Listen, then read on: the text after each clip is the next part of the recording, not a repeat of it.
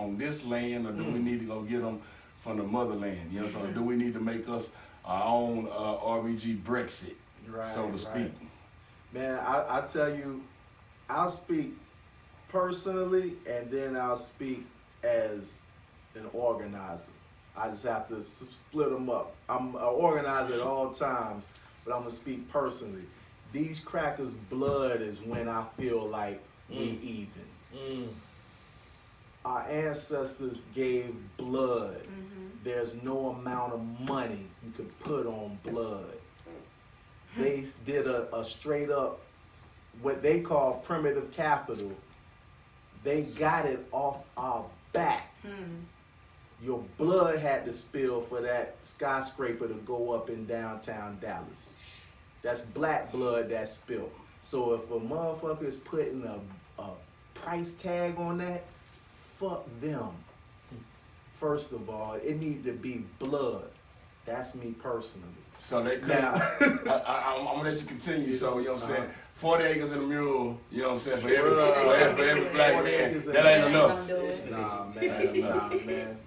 Nah. My ancestors is rolling in their grave to even think that we would try to come up with a price for that. You know what I mean? Now that's me personally. That's my spirit talking. But as an organizer, as a Pan-Africanist, we got a big mission ahead of us to be effective as a Pan-Africanist. You got to have links globally. So we're going to need links in America, just as we're going to need links in Africa, just as we're going to need links. We're going to need to make it Pan-African. So I do understand, yes, some people may have the thing like, yo, I'm going to stay in America. I applaud that. I applaud it.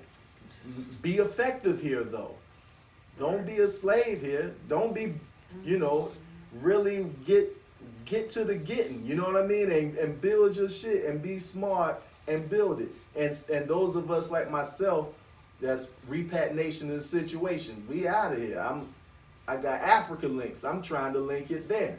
I'm going to need you and you going to need me. The world is based off of Africa's 82% of natural resources.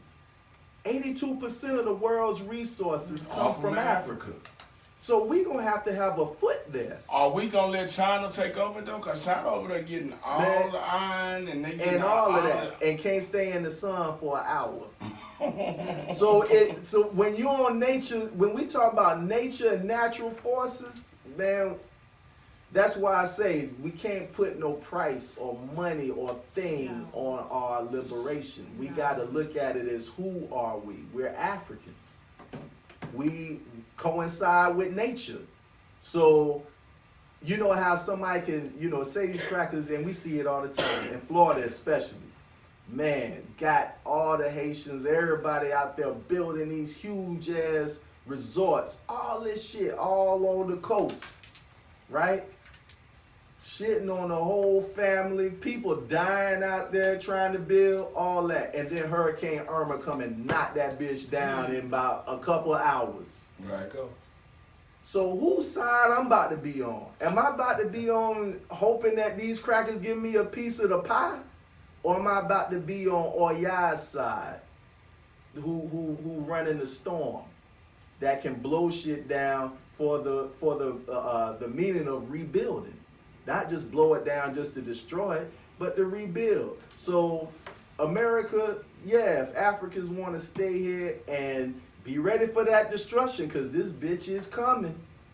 But after that, if you want to rebuild, that's cool. I'm on the side of let me get back over here, build these links, and get in cahoots with these because our brothers and sisters over there, they colonize as well. They thinking it's a difference between us and them. But not totally. Just the ones who've been quote unquote educated. Because if you go to the village, they love the shit out you. They want you to move there. They want to give you the private diamond mine that these crackers and Chinese folks is trying to get in there and make a deal with. They just ain't seen us yet. They heard about us, but Right. I swear I've been to Africa a couple times. Every time we go to the village, hey, what are you trying to do? They want to know what's on your mind. And hey, we got these things. Maybe you can get this. But when we down in Accra downtown by the people who've been supposedly educated, oh no, they were told not to deal with us. See, You know what I'm the saying? whole time you were saying that, I'm glad you said that. I'm around a lot of Africans. I take dialysis. A lot of them work off in the clinic or whatever, and just the Africans that we see here on American soil. It seems to be a disconnect or split between Americans and Africans. Yeah. And like when you say like we gonna go back and we gonna get in cahoots and we gonna do this shit together, I was wondering, like, I wonder how they feel about us, because like, is it the ones that's educated or is it the ones that come over here? I see a couple of Africans. Me and my wife, we got a half daycare. We keep some kids. We don't have the full daycare no more. We keep some kids, and I have to go pick this young kid up. They not here today, but I had to go pick them up, and evidently that in Arlington, it's a big African community in Arlington, and that's where we go pick them up at. And I see a lot of Africans, the women, and a couple of dudes. And I know just yesterday when I went to go pick little buddy up, you know what I'm saying? It's this African dude, big guy just like me, and we passed each other out. And I said, yeah, let me make sure I speak to him, cause like he don't go out this way to speak to me, Right. But you know, so we standing 3 feet away from each other, you know what I'm saying? So yesterday I was like, hey bro, how you doing today? He was like, oh, how you doing, sir? How you doing? You know what I'm saying? I was like, yeah, I said, I got to make sure that, you know what I'm saying, I speak to him, because regardless, I know you're African. Right. You know, I consider myself a Texan. You Right. know what I'm saying? I'm sorry, I do. I feel you know what I'm saying? But I got to goddamn me, I need to speak to him, because, you know what I'm saying, we got the same type of skin. And if the shit popped off, I'm fighting with him. And that's the part I'm talking about. Yeah. That's So but see, most Africans that come over here to the States, this is what I learned in Africa. I felt the same way. Like, man, they don't like us. Fuck it, they don't like us. Whatever. Get over there and find out that that's their colonization over there. When they go to school, they're told, get wherever you're going, London, wherever you're gonna go, and don't fuck with them niggas. They'll fuck you up. They'll bring you down. That's part of that's their so-called international education that they getting. Right there in Ghana, they're being told, when you come up and you leave, first of all, they're trying to tell them, yo, get out of here.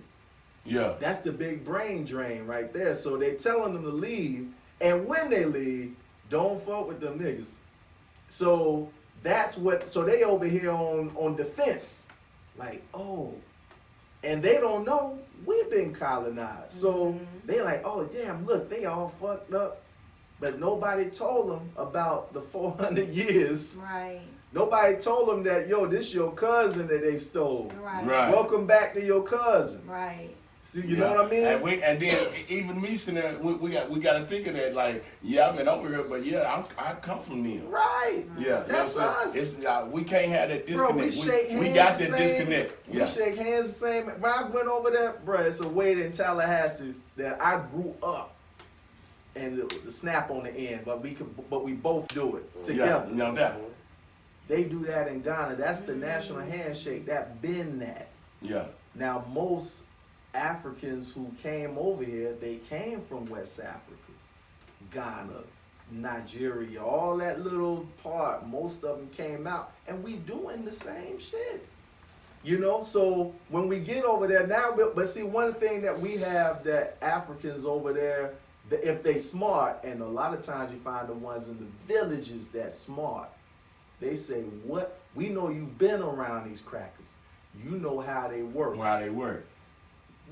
Drop it on us. Drop us on. And then in turn, they'll show you some shit. I'll give you a quick story, and then we going I went there one time. One of my godfathers is in a small spot called Peiki, Ghana. So we going up the mountain to clear some land for his farm. First of all land come with farmland out there. They just assume you gonna farm and eat. Yeah. So that's how fresh that shit is out there. But so we up there clearing land, and it's a little boy walking with us the whole time. I mean, I got on my Timbs. I'm ready for hiking. Yeah. The man leading the shit got on some penny loafers and some shorts. You know what I'm talking about? I'm out there trying to look out for mosquitoes and shit. They out there like whatever. Yeah. We get up there, we start clearing this land, and then they tell the boy what they say, okay, go ahead. This boy had some sticks in his hand and just was walking and boom, put a stick down. Boom, put a stick down. I said, what are you doing? Oh, he's showing us where the water at, where we gonna dig for the water. He ain't have he ain't have all that shit. He just had some sticks and he was a jit. He was like 10 years, we call, you know, in Florida, we call little boys jits, or little girl, we call them jitterbugs, jits. Okay. He is a jit. 10 years old, maybe. Showing them where they, I said, how he know? He said, everybody know. This is just his part. We showing him, he's getting involved now. So he's finding the, talk about in tune with so that's the shit that we forgot. Yeah. Being around these know nothing ass crackers. We done forgot how to move and maneuver out this bitch. You know what I'm saying? That's what they will reintroduce us to us, yeah. So and now and we need that, you know what I'm saying? Because we talk about a lot of getting back to us growing our own food and doing, and like you just said, you know what I'm saying, when you get there, they just assume that you fit to form and do that. And that's what we had anyway, but that's what they have took away from us. Right. And that's what we can get back together and link it and put it in just like this, because like I said, cause like we may be able to tell them some over there, but they may be able to tell us about, you know what I'm saying, living off the land. Because we far away from living off the land. Right. You know what I'm saying? A lot of us that's over here, that's Americans, we say this all the time, bro, we ain't ready. Because if they shut down the grocery stores and what, we gonna die in 4 days. Yeah. You know what I'm saying? Or be on the brink of robbing each other or somebody else. Whoever got a food source, because we not growing our own. It's a lot of, you know, Tish B from Texarkana. You probably know, but anyway, but it's a lot of sisters that I see from my hometown that are getting off into growing their own food and doing their own stuff, and I'm like, oh, that's cool, because we talked about it before. My dad's sister, they had back then our aunts, our grannies, and all that. They had farms. Right. If they wasn't doing up growing peppers, tomatoes, and some greens, something. They had that in the backyard. Now, and they ain't get it from nowhere. That's just us. Right. That's what we do. Right. But the more we over here, more generations buying into their technology. We buying into these phones and shit. Their technology and their so-called convenience is because they can't do it. Yeah. They can't. They can grow the shit out some cows. That's about it. you know, and some corn. Yeah. You know, America only got 3% of the world resources, and none of it, except for our black ass, is indigenous to just America. Right. Hip hop, we run that shit. Entertainment, we run it. You know, we could jump fast, fly. The whole world knows. You want to see somebody run. Right. You want to see somebody run fast? Go holler at them black folk in America. Yeah. They fast as fuck. You know what I'm saying? And they entertaining. That's the only thing America got that's holding them up is us. We lead this bitch, it's a wrap. They ready to talk when we ready to go. Rich Ross, what's going on with it, man? Y'all know what it is, man. It's Tri-Coastal Radio, Manuscript in the morning. Knowledge Born is in there to hear RBG. You know what I'm saying? Shout out to my boy, Chris Cleaver. He in here, too. We can't forget him behind the scenes working real hard, man. We are Manuscript in the morning. I'm the dean, the coach, and the professor. That's Kitty. You know what I'm saying? My boy Judge Too Heavy is in the building. You know what I'm saying? Can't forget it, man. You know what's going on, man. Y'all call in 817-717-5560. We are number one for independent hip hop. This is Tri-Coastal Radio's Manuscript in the morning. Yeah.